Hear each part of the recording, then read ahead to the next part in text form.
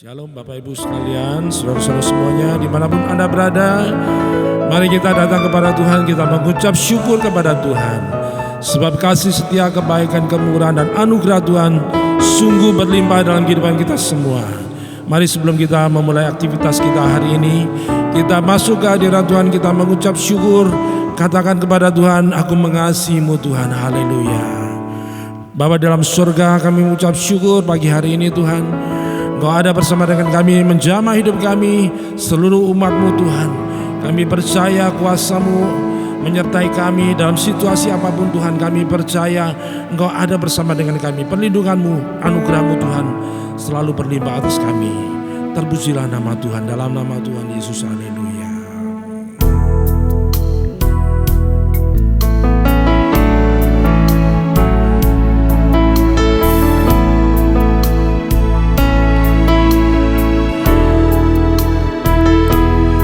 Aku mengasihi Engkau Yesus dengan segenap hatiku. Aku mengasihi Engkau Yesus dengan segenap jiwaku. Aku mengasihi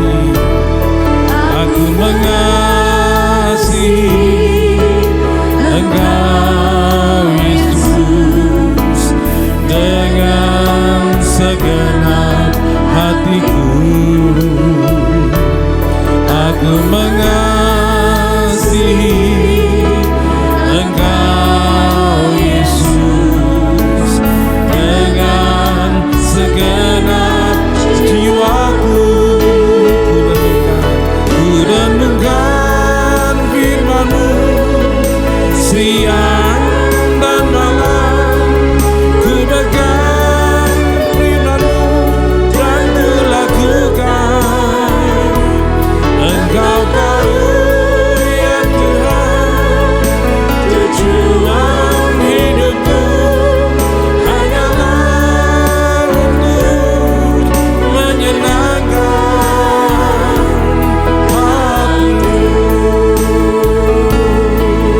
Engkau Yesus, aku mengasihi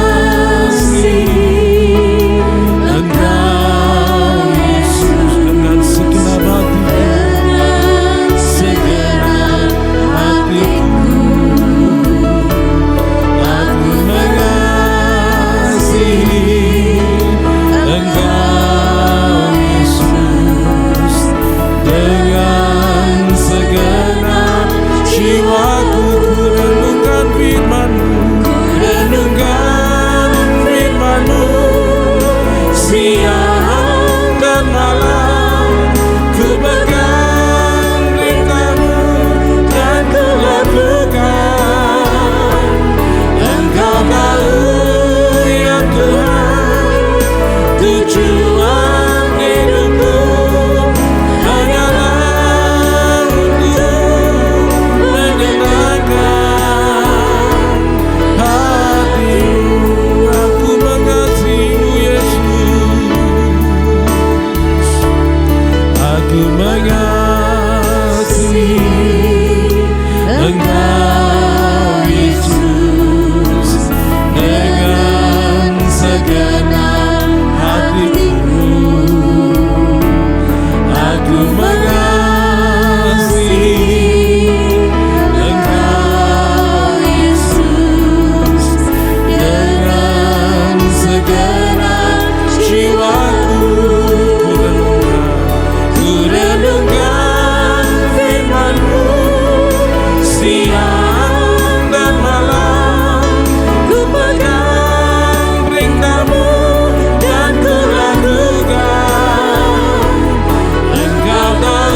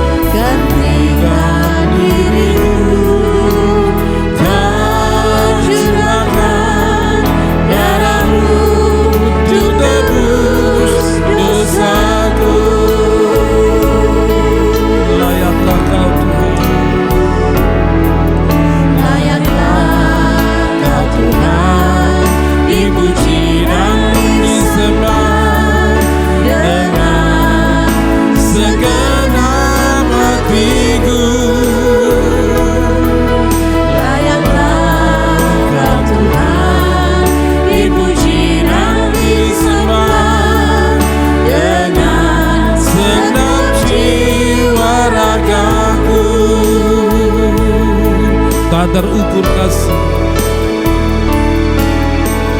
tak terukur kasih-Mu Yesus. Kau telah mati gantikan diriku, Kau curahkan darah-Mu untuk tebus dosaku. layaklah Kau Tuhan, Layaklah Kau Tuhan, dipuji dan disembah dengan segenap hatiku.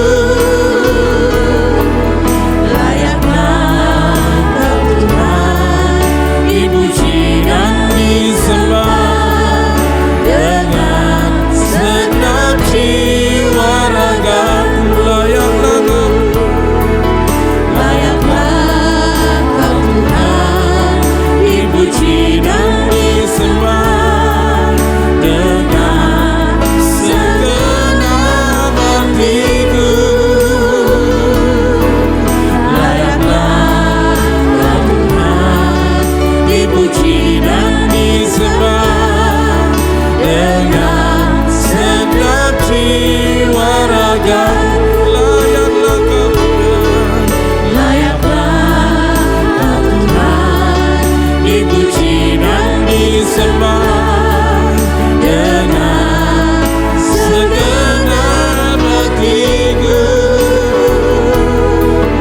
layaklah Kau Tuhan, dipuji dan Disembah dengan segenap jiwa ragaku.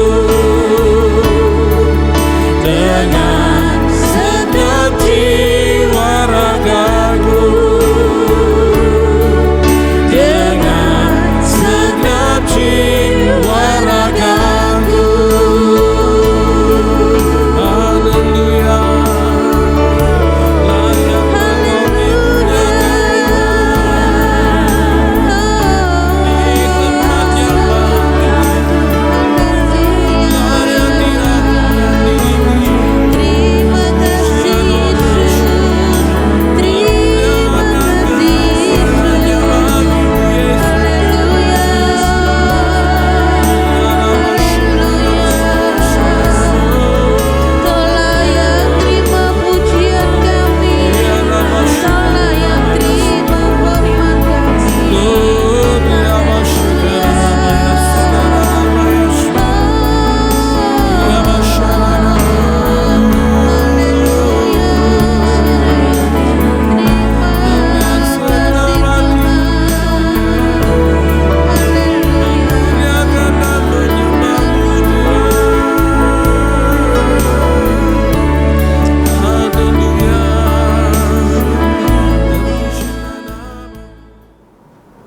Salam Bapak Ibu dan saudara-saudari semua dimanapun mereka berada. Bertemu kembali dalam acara Intimacy Worship pada kesempatan hari ini. Sebelum kita merenungkan firman Tuhan, mari kita sama-sama berdoa. Bapa kami dalam surga, kami sungguh mengucap syukur kepadamu kesempatan yang indah pada hari ini.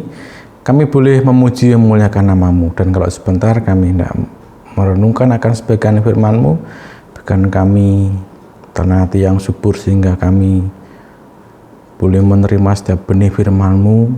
Firman-Mu boleh berakar, bertumbuh, bahkan berbuah-buah lebat untuk hormat dan kemuliaan nama-Mu. Pakai anak-Mu untuk menyampaikan kebenaran ini dan urapi setiap penonton Ada Jawaban TV dimanapun mereka berada, supaya mereka juga boleh berkat dari kebenaran firman-Mu pada hari ini. Terima kasih Bapa, dalam nama Tuhan Yesus kami sudah berdoa. Haleluya, amin. Bapak, Ibu, dan saudara-saudari semua, saat ini saya akan memberikan suatu renungan yang saya beri judul Petrus menegur Yesus. Wah, ini agak nyeleneh judulnya.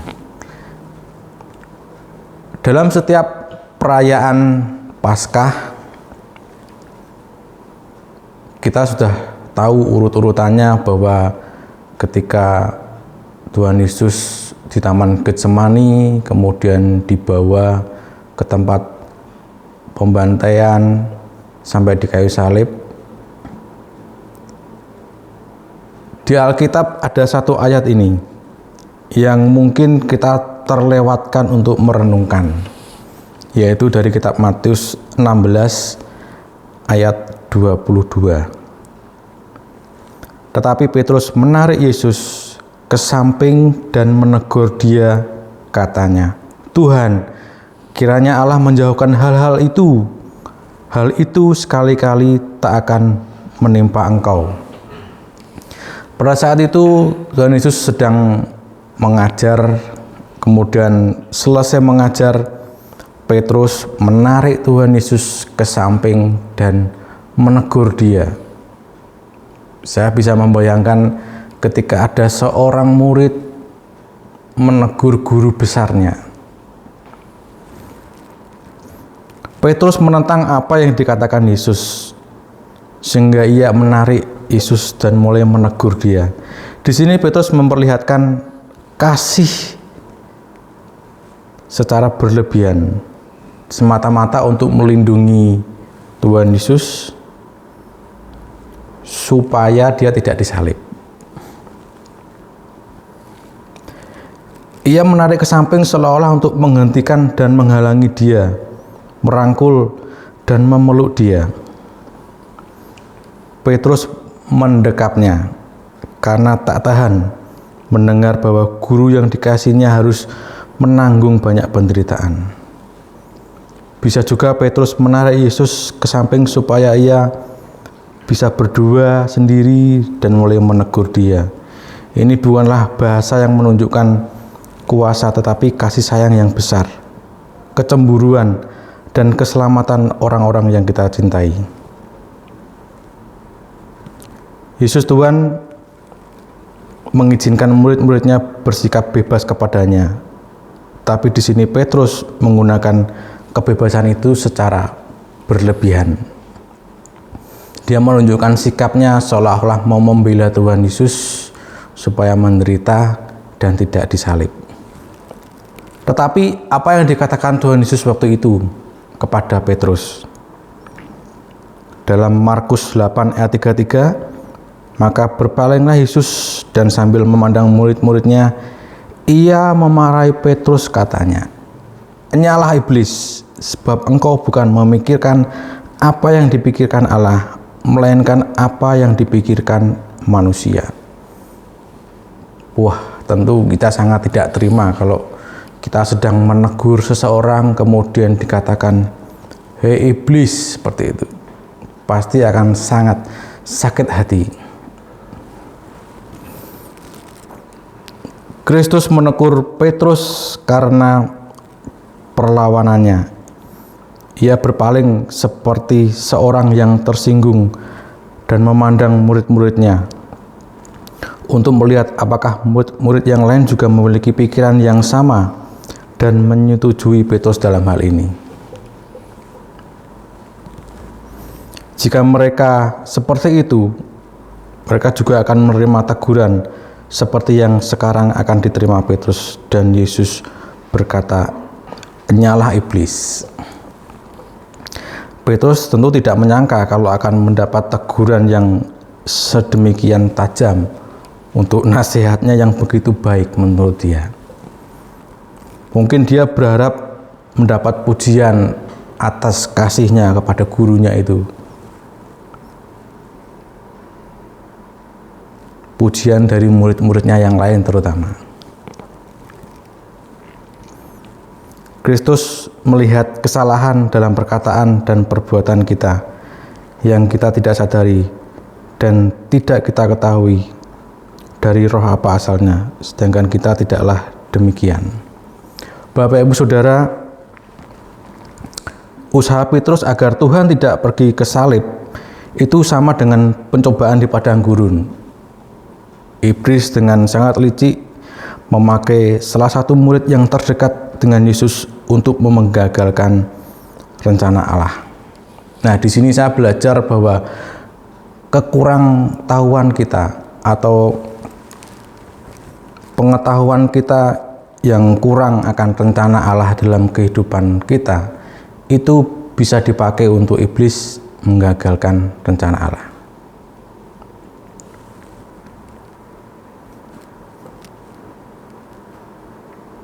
Petrus tidak tahu bahwa penderitaan Kristus itu diperlukan bagi kemuliaan Allah untuk menghancurkan iblis dan bagi keselamatan manusia di dunia.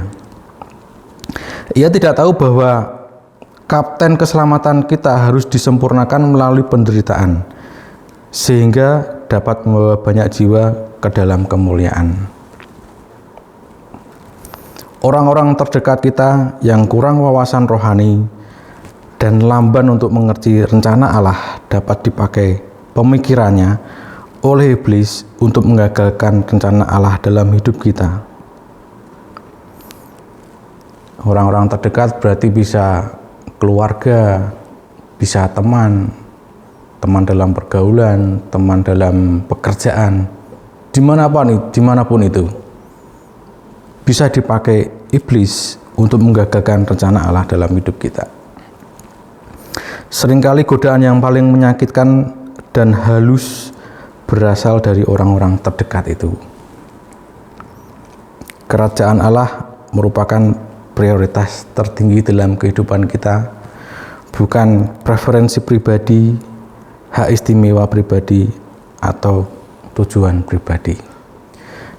Bapak Ibu Saudara yang dikasihi Tuhan, hari ini kita belajar bagaimana kita harus mengerti dan paham rencana Allah dalam kehidupan kita, supaya kita tidak dipakai alatnya iblis untuk menggagalkan rencana Allah.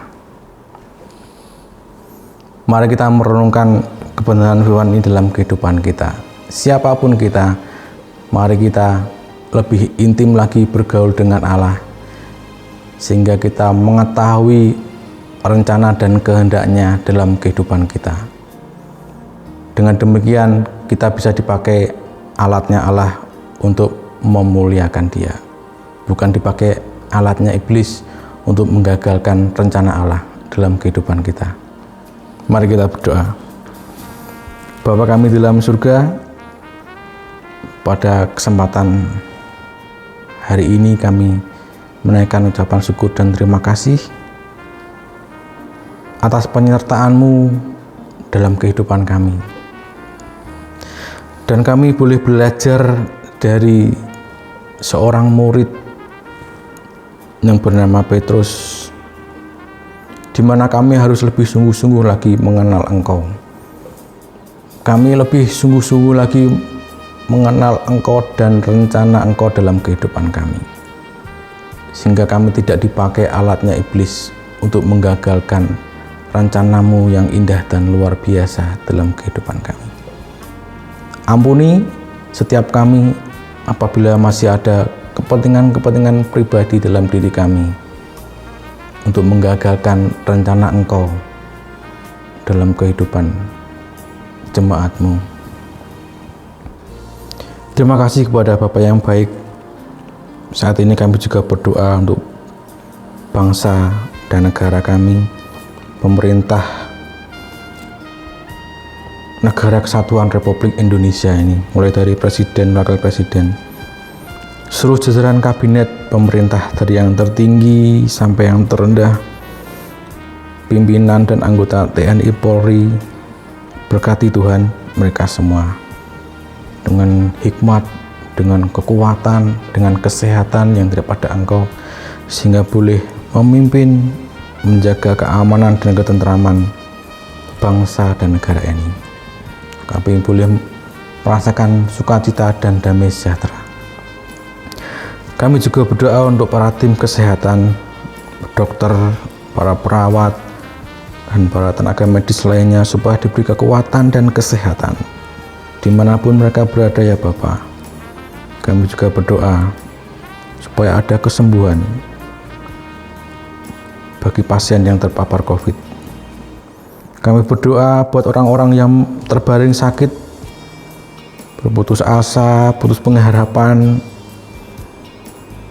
bahkan mereka seolah-olah mengalami tekanan dalam kehidupan ini. Kami mohon berkat-Mu ya Tuhan tercurah atas kehidupan mereka, sehingga boleh merasakan pertolongan dan pemeliharaan Engkau yang luar biasa dalam kehidupannya.